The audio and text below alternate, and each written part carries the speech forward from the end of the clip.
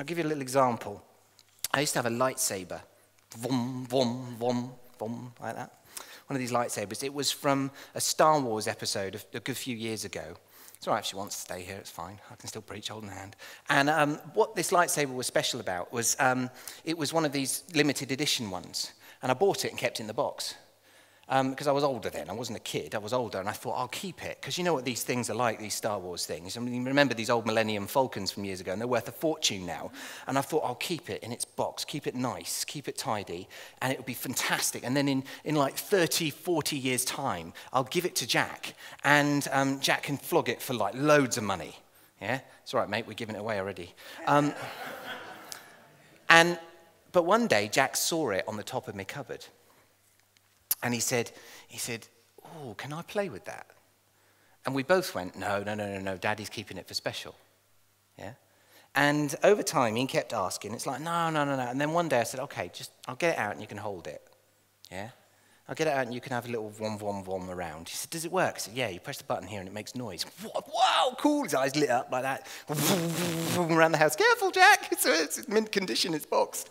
We'll put it back. We'll try and keep it nice and clean. And over time of him playing it, he bashed it about and smacked it around, and it lost its shine and its kind of newness. And I can tell you now that the packaging got a little bit more weathered because it was empty and it started getting flattened and various things were put on it and it went like that down, because obviously if it's an empty box, it gets flattened. And so over time, it lost its shine, it lost its newness, and for the collector, it lost its value. But what was a toy made for? You know? And the more we thought about it, and over the years, I've looked back and I thought, well, you know, it was right to let Jack completely trash it. He didn't break it entirely. He realized the value of it. And actually, he got another lightsaber for Christmas, and then he had two. And then he had his cousin over to stay at Christmas, and so the two of them were running around trying to chop each other in half with lightsabers, as children do.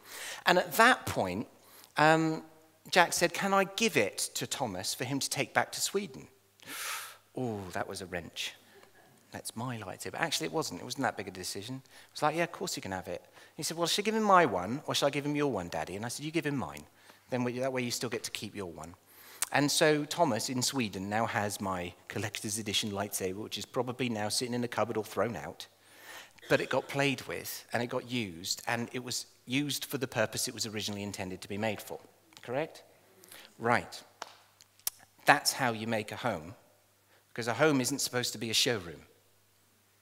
A home is supposed to be a place where people dwell. Right? The Father in heaven goes to prepare a place for you, and it's not a showroom, it's a place for you to dwell. And it's the equivalent of the mint condition collector's edition lightsaber that's made just for you, and he knows you're going to look after it. Right. Next thing about it is this then. We, as Christians, have a home here, which is the Father's house. And he makes a place for us here. And he longs for others to be here and for us to be here. He longs for it. He longs to be with us. He longs to be present with us. He longs to be part of the worship service and to join in with the song. He longs for it. And we actually prepare the place for others. And we prepare the place for one another. And so all of us, in some way, shape, or form, are homemakers who enjoy the home.